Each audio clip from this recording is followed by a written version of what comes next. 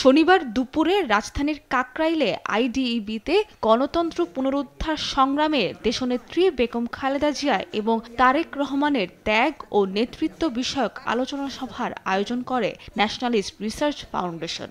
এ সময় নন্দিত নেত্রী খালেদা জিয়া বইয়ের মোড়ক উন্মোচন করা হয়।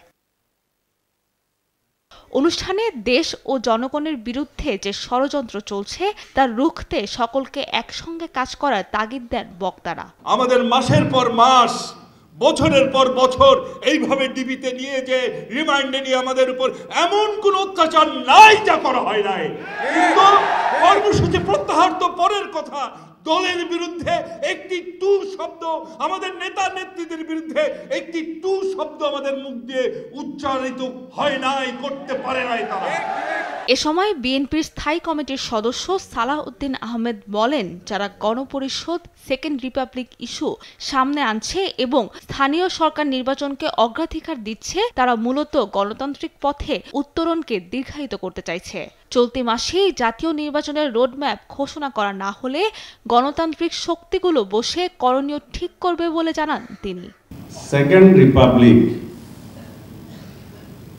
আমাদের বর্তমান রিপাবলিক কি অসুস্থ হয়ে গেছে? সেকেন্ড রিপাবলিক কখন হয়? রিপাবলিকের লিটারাল মানে কি?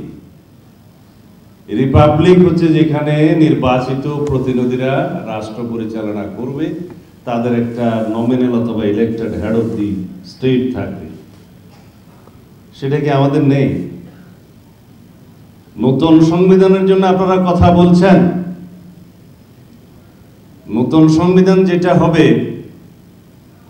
সেটা সংশোধনের মাধ্যমে ব্যাপক সংশোধনী প্রস্তাব আপনারাও তো দিয়েছেন সংস্কার কমিশনে, আমরাও দিয়েছি। নতুন রাজনৈতিক দল সম্পর্কে বিএনপির সিনিয়র যুগ্ম মহাসচিব রুহুল কবির রিজভী বলেন, তাদের মাঝে কোনো রাজনৈতিক দর্শন দেখা দিচ্ছে না। যে একটা রাজনৈতিক দর্শন দিয়েছে, আজকে অনেকে রাজনৈতিক দল করছেন, সমস্ত কিছু করছেন। আমি কালকে নতুন যারা দল করেছেন তাদের ওখানে উপস্থিত ছিলাম, অনেক ভালো ভালো কথা তারা বলেছে রাষ্ট্র সম্পর্কে, এ সম্পর্কে, কিন্তু একটা পলিটিক্যাল ফিলোসফি কিন্তু আমি পাইনি। রিজভী আরও বলেন, যদি আওয়ামী লীগ নির্বাচনে অংশগ্রহণ করে তবে সেটি হবে রাজনৈতিক কৌশলের ব্যর্থতা। সাবরিনা মজুমদার, দেশ টিভি, ঢাকা।